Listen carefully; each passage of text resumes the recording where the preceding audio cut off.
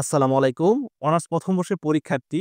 তোমাদের কাছে আজকে আমি আলোচনা করব স্বাধীন বাংলাদেশের অভ্যুদয়ের ইতিহাস। ভেরি ইম্পোর্টেন্ট একটি প্রশ্ন। এটি জাতীয় বিশ্ববিদ্যালয়ের ১ বছর পরই এসে থাকে। ভেরি ইম্পোর্টেন্ট একটি প্রশ্ন। তো ভিডিওটি শুরু করার আগে আমাদের নাইমেটিক চ্যানেলে যদি তুমি নতুন দর্শক হয়ে থাকো তাহলে অবশ্যই আমাদের নাইমেটিক চ্যানেলটি সাবস্ক্রাইব করে দিবে। আর পরবর্তী ভিডিওর আপডেটগুলো সবার আগে পাওয়ার জন্য পাশে থাকা বেল আইকনটি অবশ্যই বাজিয়ে দিবে। এছাড়াও জাতীয় বিশ্ববিদ্যালয়ের অনার্স প্রথম বর্ষ থেকে চতুর্থ বর্ষ পর্যন্ত ক্লাস, আপডেট এবং বিভিন্ন তথ্য শেয়ার আমাদের এই চ্যানেলে করা হয়। তো তোমরা সবগুলো আমাদের চ্যানেল থেকে পাবে। তবে অবশ্যই এর আগে আমাদের চ্যানেলটিকে সাবস্ক্রাইব করতে হবে। তো আজকে যে আলোচনার বিষয়টি সেটা হচ্ছে অনার্স প্রথম বর্ষের গুরুত্বপূর্ণ একটি প্রশ্ন, স্বাধীন বাংলাদেশের অভ্যুদয়ের ইতিহাসের প্রশ্নটা হচ্ছে বাংলাদেশের মুক্তিযুদ্ধে নারীদের অবদান মূল্যায়ন করো। তো চলো আমরা সমাধানটা দেখে আসি। আমরা এই সমাধানটা শর্টকাট এবং সহজভাবে আলোচনা করব। আমরা ৫টা স্টেপ দিব এটার মধ্যে। আমাদের খ বিভাগের জন্য এটা এসে থাকে মূলত। তো ৫টা স্টেপ দিয়ে আমরা এটা সমাধান করব। আর তোমরা পরীক্ষার মধ্যে অবশ্যই লেখার ক্ষেত্রে বা পরীক্ষায় আনসার করার ক্ষেত্রে প্রথমত ক বিভাগ লিখবে, তারপর ঘ বিভাগ লিখবে এবং সর্বশেষ খ বিভাগ লিখবে। কারণ হচ্ছে ক বিভাগে ১০ মার্ক, ঘ বিভাগে ৫০ মার্ক।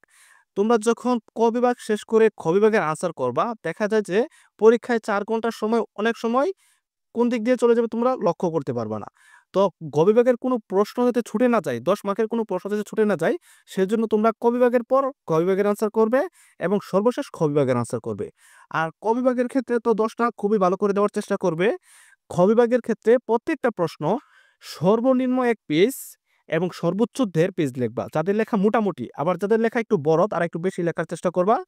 আর যাদের গ গ বিভাগের জন্য তোমরা সর্বনিম্ন ২.৫ পেজ বা ২.৫ পৃষ্ঠা এবং সর্বোচ্চ ৩ পৃষ্ঠা লিখবা।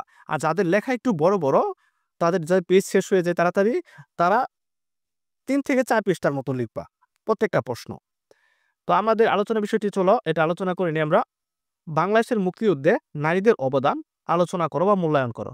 উত্তর, ভূমিকা। ভূমিকায় কি বলছি? বাংলাদেশের মুক্তিযুদ্ধে নারীদের অবদান অবিস্মরণীয়। তারা সরাসরি যুদ্ধ করেছেন, আবার অনেকেই মুক্তিযোদ্ধাদের আশ্রয়, খাদ্য ও সহায়তা প্রদান করেছেন। ব্যাস, আমাদের ভূমিকা কমপ্লিট। আর লেখার প্রয়োজন নেই। ২ নম্বরের স্টেপটা হচ্ছে সম্মুখ যুদ্ধে অবদান। তোমরা মনে রাখবা স্টেপগুলো কিন্তু খুব সুন্দর করে দিতে হবে। তুমি ভিতরে কি লিখছো এগুলা তেমন পড়ে না। তুমি স্টেপগুলো হচ্ছে মূল বিষয়।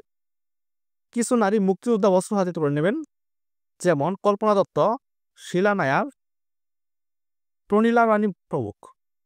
৩ নম্বরের স্টেপটা হচ্ছে গোপন সহায়তা। অনেক নারী মুক্তিযোদ্ধাদের সংবাদ আদান-প্রদান, আশ্রয় দান, চিকিৎসা ও খাবারের ব্যবস্থা করেছেন।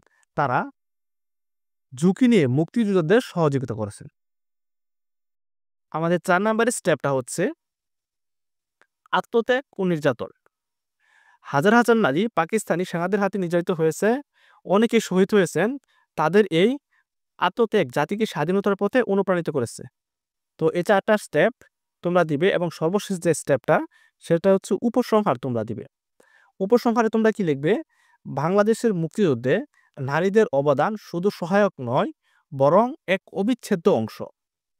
তাদের ত্যাগ ও সাহসিকতা ইতিহাসে চিরস্মরণীয় হয়ে থাকবে। ৪ মার্কের জন্য এই ৫টা স্টেপই লিখবে তোমরা। এর থেকে একটা লাইনও তোমরা বেশি লিখবে না।